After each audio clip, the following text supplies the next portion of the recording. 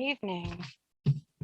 My name is Hope Turbert. I am the parent of a student in one of the self-contained classes at Increase Miller. I first want to thank Jackie for acknowledging the board comments on November 4th. I think it's important that we all pause for a second and appreciate the fact that this is a civil rights issue.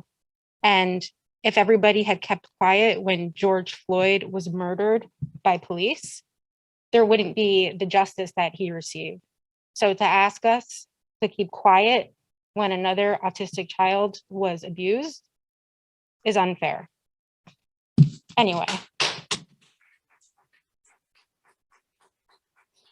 As time goes on and our group continues advocating for special education students in the district, it seems that rather than obtaining any concrete answers, our list of questions just keeps growing. So tonight, I would like to begin by asking a few questions. I hope that during board dialogue, some answers will be provided. Regarding cameras in special education classes, can you please explain the reasons why it is such a complicated issue? Moving on now to legal fees. Why does KLSD employ two law firms, one as general counsel and one as special ed counsel?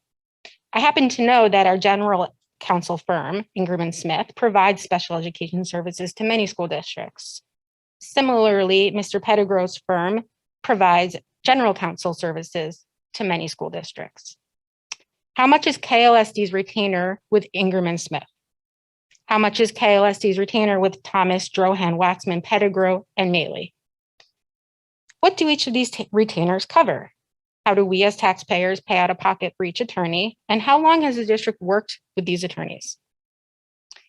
Now I have some questions for Superintendent Selesnik, although I have to edit some of them because he did provide some information on Dr. Volkmar's visit.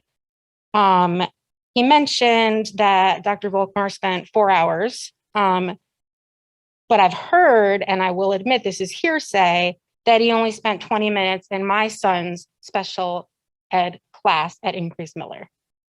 What feedback did Dr. Volkmar provide specifically regarding the K-2 special class at Increase Miller?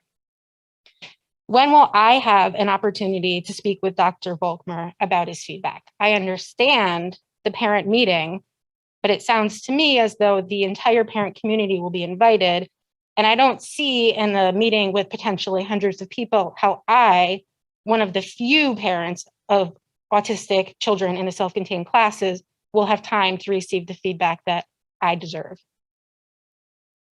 When will my teachers, my son's teachers, therapists, and aides have an opportunity to receive feedback and ask questions?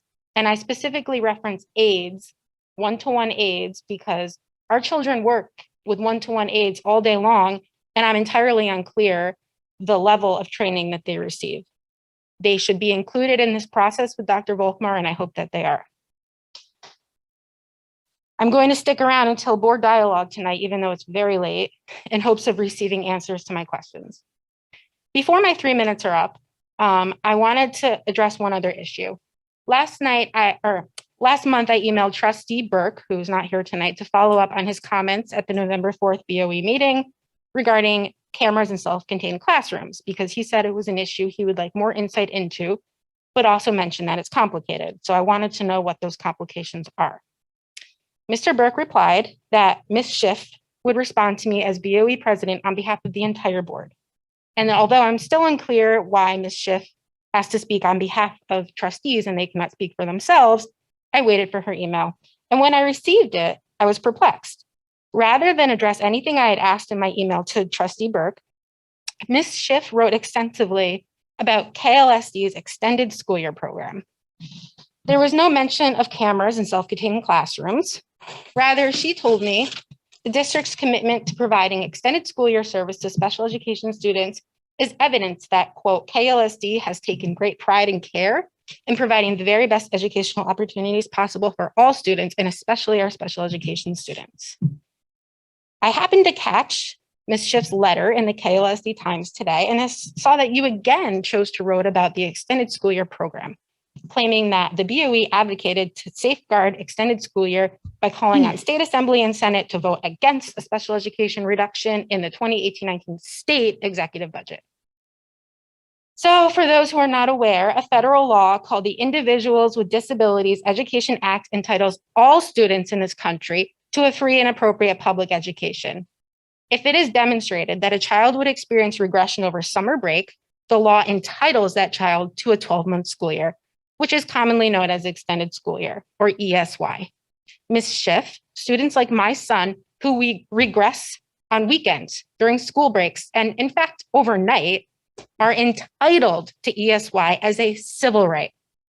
KLSD and all public school districts in this country have an obligation under federal law to provide education to these students over the summer, regardless of how much funding the state budget provides to these programs.